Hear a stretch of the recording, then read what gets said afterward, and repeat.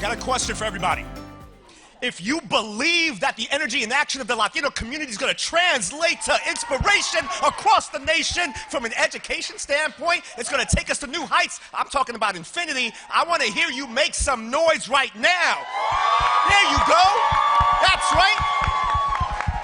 We are about to talk education. We've been hearing it all day, and we know we need to inspire each other and inspire the nation. That energy that we just heard is translating across the city right now, across the country.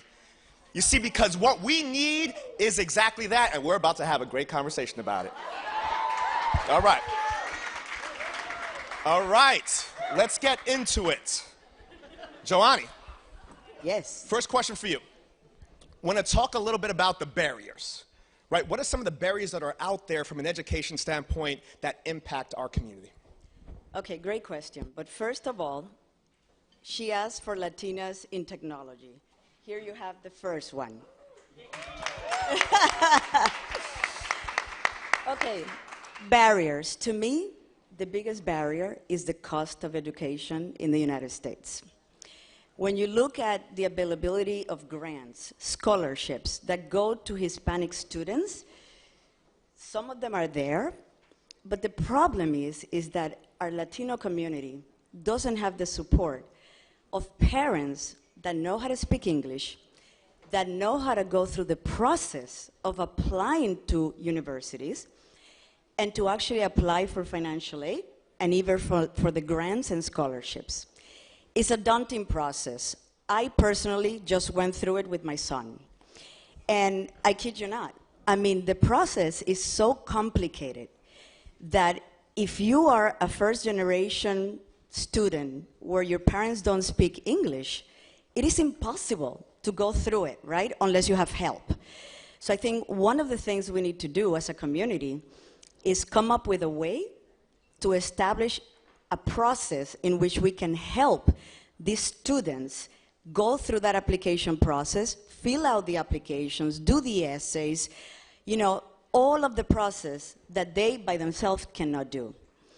One of the things that IBM is doing, one of the things that Mike talked earlier that IBM is doing is this notion of the P-TECH, you know, students.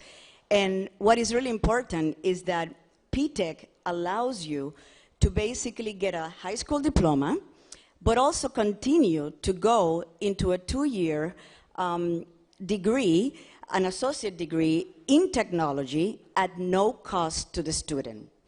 That is huge, because when you come out, you don't have a debt, you can start working, and then you can continue education through digital learning, which is something that IBM is also doing, providing, you know, badges that basically certify that you went through the courses, took the test, and passed it. So it's a way to actually provide no-cost education so that kids and students can start working and earning money. Love that. Love that. Thank you, Joanny. Victor, I'm going to jump over to you for a second. You work at ProScholas. Tell us a little bit about some of the barriers that you're seeing with respect to the community. Sure. So thank you, Damien, and thank you for starting us off with such high energy. It's a perfect segue into what ProScholas does. ProScholas, one of the barriers that we are going after is cost. So our program is free to people that participate, although what you have to put in is a 15-week full-time commitment. But other barriers that I think ProScholas is going after in terms of innovation is redefining what the definition of a quality education is. So I think we have to get away from this idea that if you don't go to a 4-year liberal arts college, that you don't have a quality education. ProScholas offers people the opportunity to get trained and get real careers and real jobs in 15 weeks. That's one specific barrier that I think we can all, like me as a college graduate, came with this mindset that education success meant college, and I think we need to start checking ourselves about that and just have different ways of thinking about it. The other barrier is much more simple, which is just access to what you have to offer. One of the things we're doing at ProScholas, which is very New York-centric, if you are going to take a class with us in the Bronx and you live in Staten Island, that could be a 2-hour commute for you. So we started 2 satellite programs with partner nonprofits, one in Staten Island, one in Queensbridge. And now you can participate in what we have to offer, and you don't have to come all the way and disrupt your life, disrupt the fact that you have to take care of your kids or your family. So bringing the solution to people, I think, is a real value add if you can identify that barrier to access the program that you have. I'll tell you what I love about the comments so far, that we're touching on the barriers, but we're hitting on solutions too, right? So I'd love to hear from everybody on it. Nancy, I'll go over to you next. Shamika, then you, Sure. and then Carla, you. Carol. So I think that there are many opportunities, and I think starting with the barriers is key. With over 52% of Latinos starting their education in community colleges, I think understanding that that is the pathway for students to, and for Latino students of all ages, not just a high school to college, but as a 40-something-year-old, if you're likely to go back to college to get a degree, you're likely to start at community college. I think that that puts students at a place where, absent the support, they're attending a school with 20 or less retention, right? 25%. That's the average retention. Now, today we've been hearing about the potential of leadership in our community, the need for leadership. If we don't create a pathway for community college students to make it to top universities and create that leadership pathway for them, we are really leaving not just those students that didn't meet their college potential upon high school, but we are abandoning them again. I also want to add that while I'm here in the panel with many people here that are involved in skills development, I think that skills development is important, but I also know that the labor force currently is competing for the soul of the Latino population. They need them. And I'd never want us to abandon the degree attainment benefits, because we do know that having a bachelor's degree is key to long-term financial gains. And abandoning that for the sake of immediate employment concerns me, because oftentimes when people are saying you may not need a degree, they often are looking at me as someone that looks like me. They wouldn't say that to their child. So I want us to treat the entire community as if they were children. I like that. Yeah, absolutely. Give it up for that. Shamika. So Nancy, I want to add to what you're sharing, because I believe in getting a degree, right? But I also know that the jobs of the future don't exist, right? And a lot of the skills that students need today, they just have to really develop, and they may not actually get that in a traditional college track. So how do you actually do that? And talking about solutions, at my organization Build, we work to really promote the power of entrepreneurship education. In a safe space in high school, they get to create their own businesses, they get to learn to pitch an idea, a concept, really recognize if there is a problem in their own communities, how do they actually design the actual solution themselves? And so for us, it's taking them through that process. How do they build confidence? You have to go in front of someone and pitch and ask for money. That's not easy to do, but they build that confidence. They have a clear sense that they can be the CEOs of their own lives, and that's really important. And I think, for me, it's really important for young people to know that they can be workers, but also owners, and create wealth in their own communities. But I agree, bachelor degree is really important, but how do we know that, at some point now, young people are saying, maybe college is not for me. How do we create that secondary pathway so that they can get those skills and be employable? The plumber's making a lot of money, there's other pathways that they can take. So how do we find that balance? Because I do think students need to understand the pathways, the options that they have, and having mentors and folks like you to be able to talk to them and really say, look, you can navigate many different spaces, but I want you to know it's not limited. My friend and I like to say, how do we make sure that we have our students in the future be recession-proof, right? So if your regular job's not working, where's your side hustle so you can continue to make that money? And I think there's a lot of power in entrepreneurship education to do that with young people in high school and even younger. Okay, so ditto, right across the stage, with a couple other thoughts. I was the first woman in my family, I'm a first-generation American, to finish college. And I think that beyond the formal things that we've all said, there's also all those unwritten rules that children of people who have gone to college know, and children of people who have not gone to college do not know. So I think we have to find ways to also get the unwritten rules in front of our next generation. And then secondarily, and a piece of that is even just the social network. You know, the child whose parents were college educated will know other people at the school, will have access to internships, will have a knowledge base. And so helping young people develop social networks, I think, is another big piece of what's a barrier right now. But I also, last point I would make is to think about the moment we're in right now. Because our foundation, the Walton Family Foundation, we've been supporting education, doing research on what works and what doesn't work, and school choice for everyone for many, many years. But what's happening right now for our children is a very unique moment. And I served for 14 years as the CEO of UNICEF before I went to the Waltons, and I've been with kids who have been through emergencies like what we're dealing with right now. And I think that we have to remember, we've asked them to be socially distant for 2 years. And we have to be very emotionally present right now to match that. That these kids have had deaths in the family, they've had geographic relocations, they've had parents lose jobs, they've not been able to communicate with their friends, they've not had the social development that children would normally have had in whatever age group they're in. So if we just go back to business as usual and look at the institutions and the changes that we need to make, these children are not going to succeed. Carol, I want to stick with you a little bit longer on that, right? So for those that don't know, former CEO, UNICEF, in that role, you saw what we just went through happening in many other places. That's what you were speaking based on experience of what you've seen. Is there anything that you would suggest we are really, because you've already hit on a couple points, anything else that you'd say, hey, make sure you are doing this in your communities right now, take these actions? Just even acknowledging to young people that you know they are going through this. I mean, this was hit home to me probably the best after the storms in Texas. I was in a first grade classroom shortly after the floods in Texas and the horrific storms, and it started to rain. And I watched an entire first grade class go under their desks because it was raining. That's how terrified these children were, because their last experience was with rain, was losing their homes, losing family members, et cetera, losing, whatever. First graders today are afraid to sneeze. And if we don't acknowledge that, if we don't recognize how scared they are, we have to get them ready to learn. And that's part of it.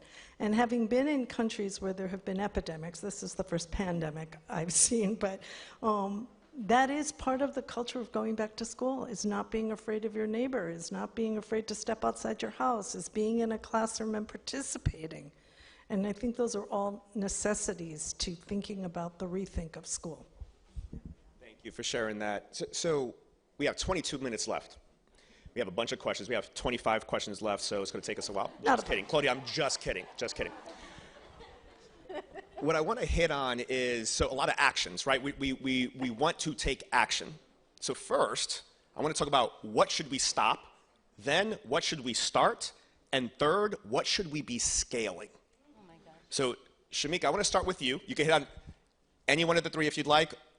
Of those, actually, I want to start with stop, because I just threw boom, boom, boom, all three. What should we stop doing right now that we're doing? Well, I think from my perspective, I think it's really important to stop assuming low expectations for young people. I mean, I think that's really important at this time, right? Just because, yes, they're going through a lot of things, but they're super resilient. So how do we make sure that we have them rise to the occasion? How do we inspire that, you know what, you can be better or do better, and you have a lot of opportunities? So I think that's really important. I will always promote entrepreneurship education. So I'll say start, do more, because I do think it's really critical to make sure young people have hard skills, like understanding how the world works. We live in a society where entrepreneurship isn't key, but it's also capitalism. You need to know how to play the game, and I think that's really important for young people. Because I often say, like, you can decide how you want to participate in this game.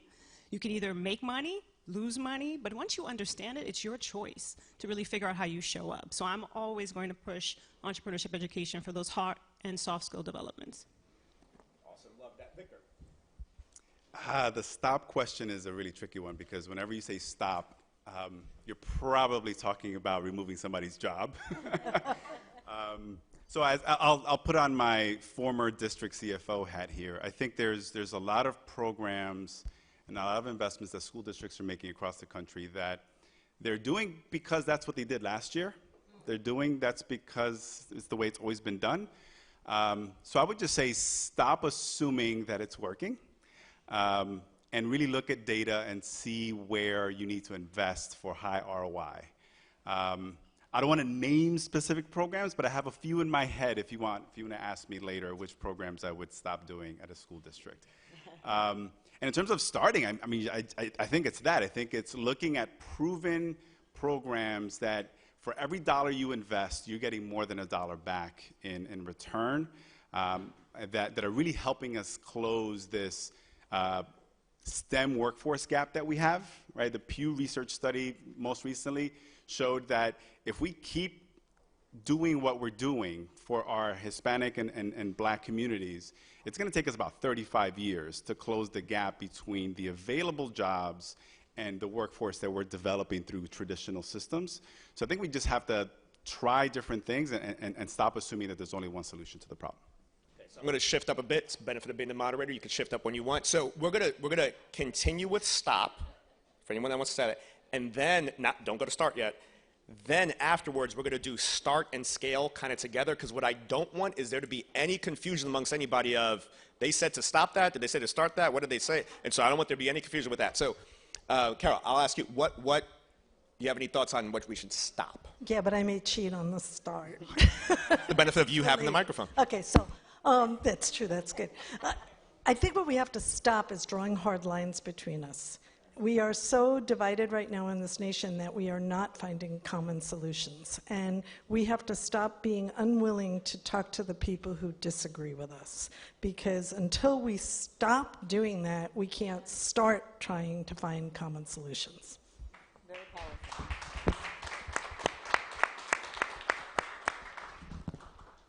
So do you want to, I was going to shift over to start, unless any stops that you want to throw out there? One quick stop. One quick stop. One quick stop. All right. I would say, in college access, as you mentioned, financial aid is so important.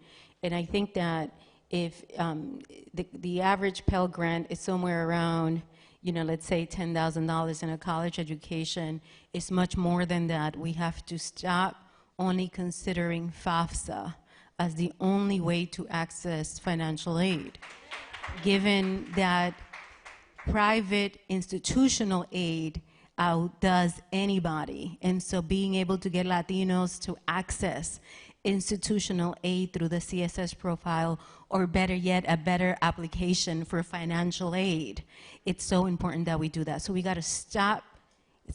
I always call it like the food. If I'm hungry and you say, apply for food stamps, you're telling me that's all I can afford. So that's all I need. So I think we have to go beyond that and say, send me to where I can get some more money for even more food, better food, healthier food. Like that. So I'm going to throw a stop out there. I think we need to stop stigmatizing mental health as a topic that we cannot talk about.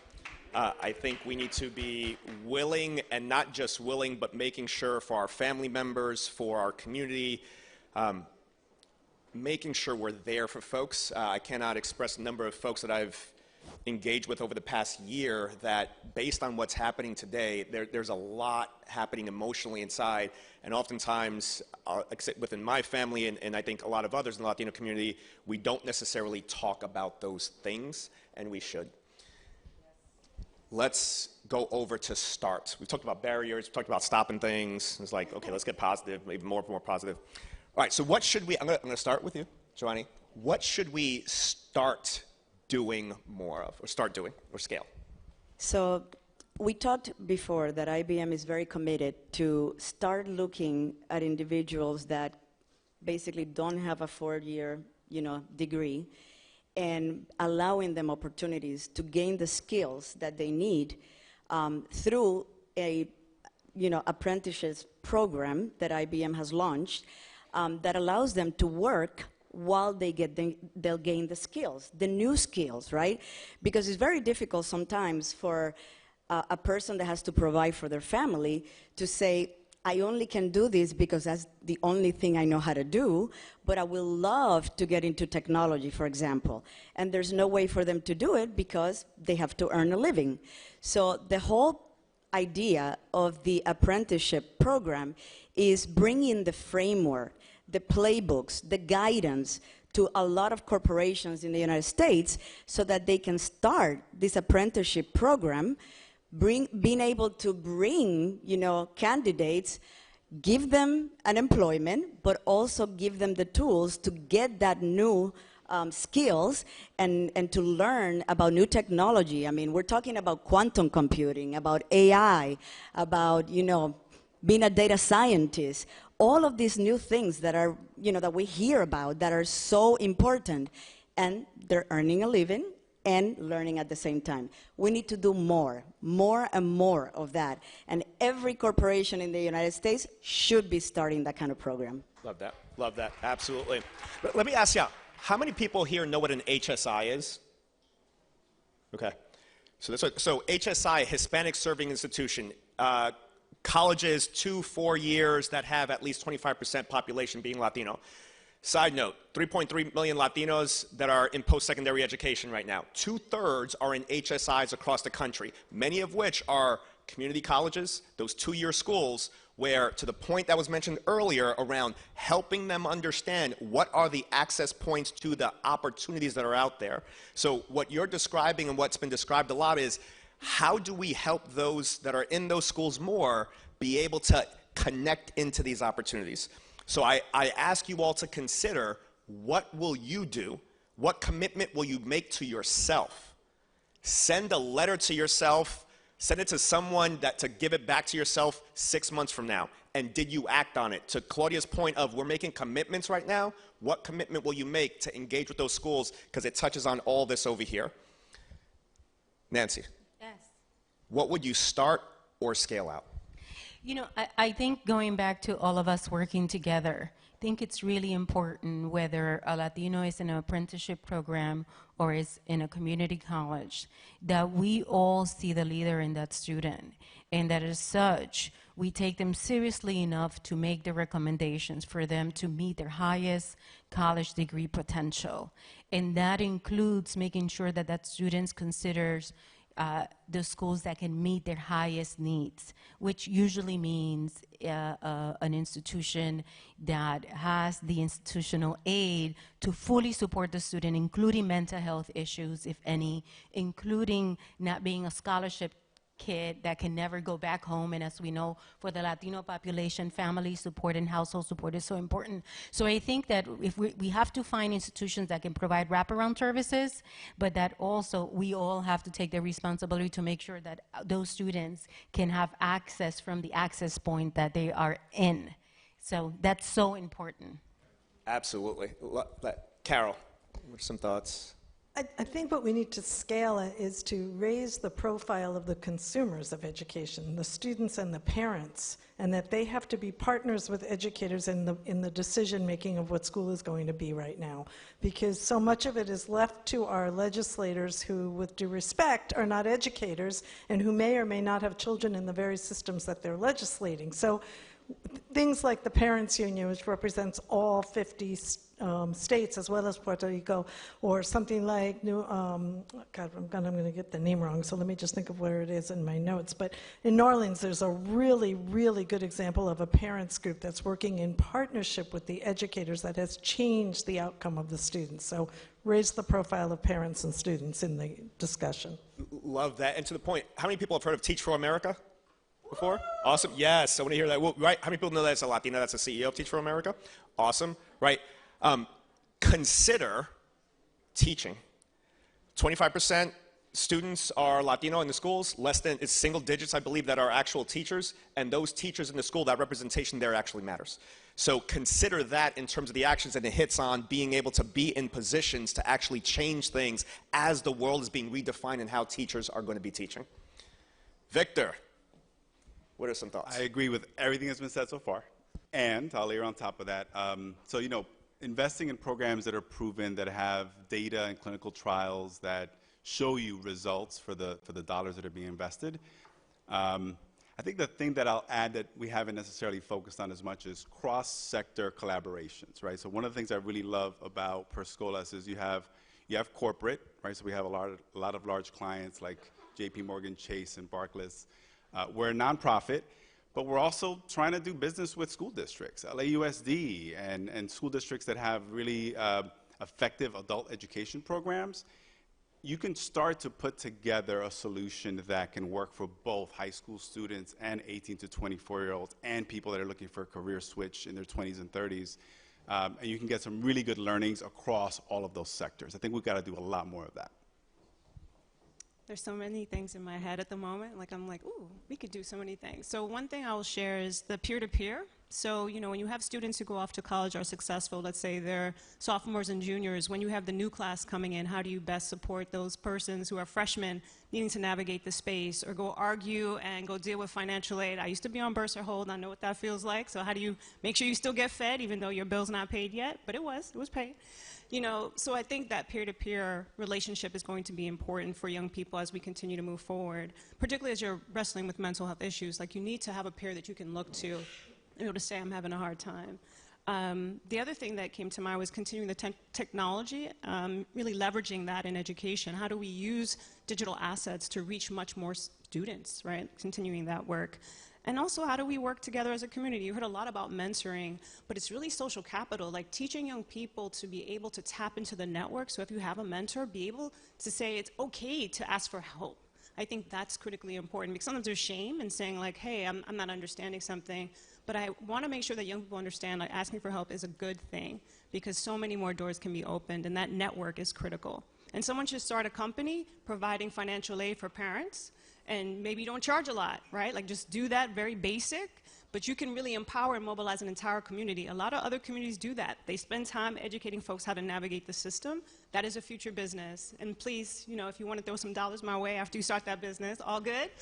And lastly, serve on a board. I think for nonprofit organizations, I serve maybe 50% of my students are Latino. I have one person that's a Latino on the board, and it bothers me because I know I'm not representing my students. So if you have the power to serve on a board, make sure their voices are heard wherever these organizations are doing great things. I highly recommend that as well. I love that, right? Show up, right? So consider when you're leaving here, what are you going to do to be there present in the communities that you're in? How are you going to show up?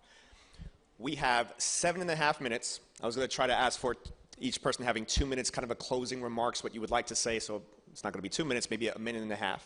I'll start, and then we'll work our way down.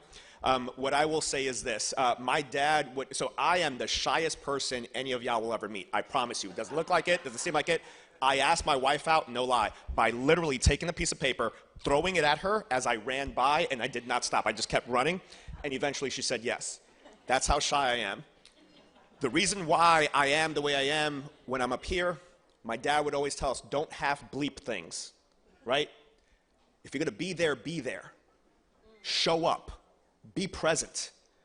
So what I ask for everybody, my closing remark is, in the school system, volunteer for the PTA. The school system, run for a school board position, right? Do something, be there, because when they see you, they know they can do something special. They know that there's someone there that has their back. So that would be my suggestion for you. Joanny, any closing remarks? Okay, so last night I had the privilege to join Claudia and a bunch of you guys in dinner. And one of the things that Claudia asked all of us was to commit to something, right? And we all went around and committed. So one of the things I committed to was, now that my son just started college, when I went to drop him, I realized that the college that he's going to is very white. And there was very little Hispanic, population that I saw in the college. So my commitment to you guys and to Claudia and to all of us is that I will volunteer in the college. I will find my way to try to influence the number of Latinos that are going to attend Marist College in the future.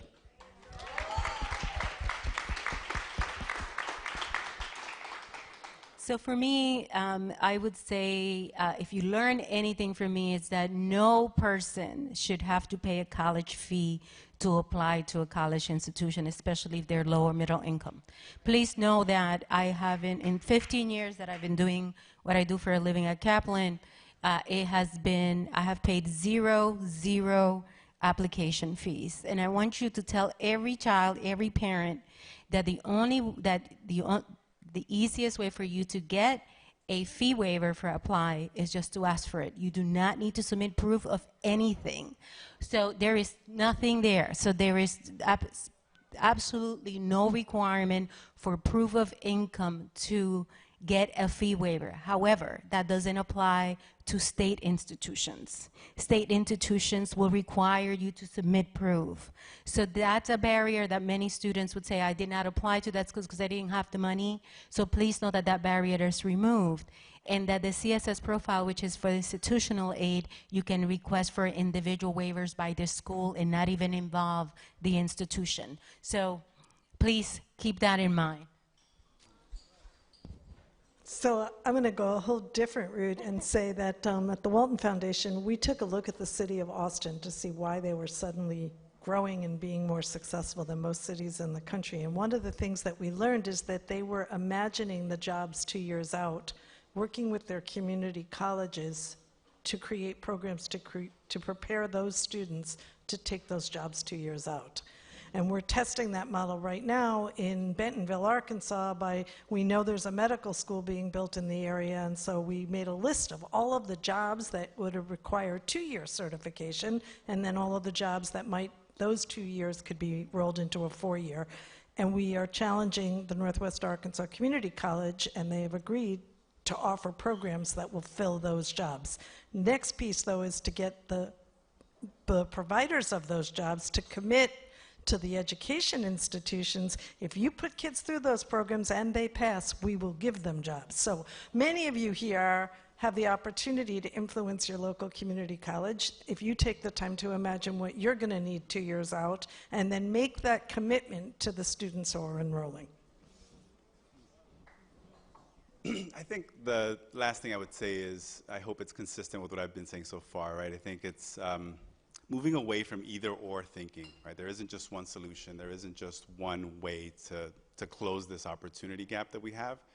But what I would love to say to this group, this beautiful Latino group here, is Latinos, we need to invest in each other, right? We need to look at each other as opportunities to uplift ourselves and uplift them as us in ways that I see other communities do pretty effectively. And that means if you see something that's working, invest in that and make sure that you're supportive and you can promote that happening as opposed to starting something, a copycat thing on the side that's going to take you 20 years to build. So let's invest in each other, invest in what's working already, and move away from either or thinking. You took mine. No, it's good. For me, I think it's really important to continue the concept of community and how to, as you lift and you climb, you lift, you climb, you lift, you climb. And I have a colleague who always talks about the tribe. So are we a part of tribes? Are we empowering our young people, ourselves, and one another? How are we investing in ourselves? Are we taking the moment to mentor and support, to share our successes as well as our failures? Because sometimes it's really hard to be that vulnerable, but that's so critical. Because I think when people hear, like, you failed and you're still on top, I can do it too. So when something may happen in a young person's life or another person's life, it's not a setback. It's just sort of a step back and a new opportunity to learn and press forward. So I think that's really critical. And I think we're all making commitments. So to me, I'm a part of your tribe, if you'll have me. Gracias. It's important. But I think, the key is, like, as you meet someone today, like, what is your action with that person? Are you going to continue and really make genuine relationship? And you can't do it for everyone, but can you do it for one? And I do think, like, that's the power of exponential change, right? Like, starting community small, the tribe can do so much. My last comment would be, a friend of mine just said, there's so much power here that if we just set up our strategic alliances well, we could transform our communities, but we don't take the time to actually have conversation and to share the dreams that we have. So if we can continue to do that work and spread the word about, like, amplifying the messages of what we are doing in a community, so powerful. Awesome. How about a round of applause as we close out? Shamika, Victor, Carol, Nancy, Joanny, thank you so much for your wisdom, your words. And we are done on time for today. Thank you very much.